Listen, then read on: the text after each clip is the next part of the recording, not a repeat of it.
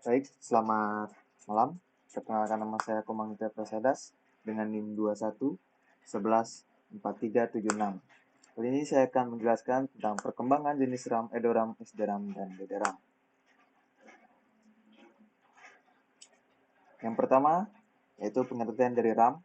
Random Access Memory atau RAM adalah sebuah memori yang mempunyai fungsi ketika program dijalankan akan menjadi penyimpanan sementara sebuah perintah dan data, tetapi akan mudah hilang atau berubah.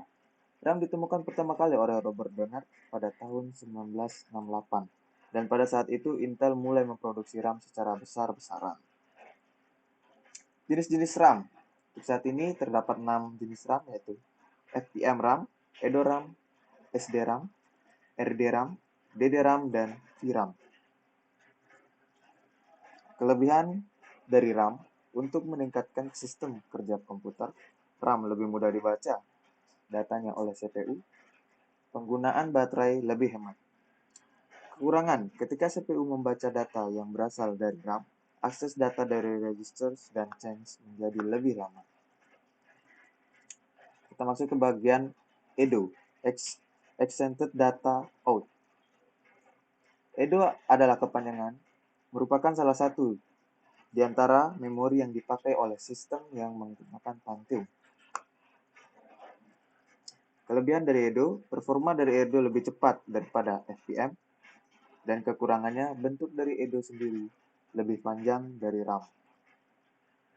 Kita masuk ke bagian SDRAM atau Synchronous Dynamic Random Access Memory. Adalah generasi lanjut dari DRAM yang telah disinkronkan oleh clock system dengan kecepatan 100 MHz sehingga memiliki kecepatan lebih tinggi daripada DRAM. Perkembangannya dari tahun 1996 hingga ke 2000 menciptakan SDRAM yang mampu bekerja dengan frekuensi 150 MHz.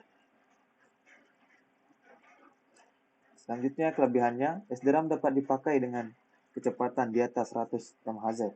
Kekurangannya, synchronous inference harus menunggu clock signal dahulu sebelum bisa merespon terhadap kontrol input dikarenakan mereka terintegrasi dengan bus di dalam komputer. DDRAM, Double Data Rate Random Access Memory, yang sering juga disebut DDR, merupakan teknologi dari SDRAM yang dikembangkan lagi dan mempunyai kecepatan yang sangat tinggi. Pengembangan mulai tahun 2000 hingga ke 2020 saat ini telah menciptakan 5 jenis DDR dari DDR1 hingga DDR5 yang kecepatannya seiring berjalannya waktu selalu bertambah.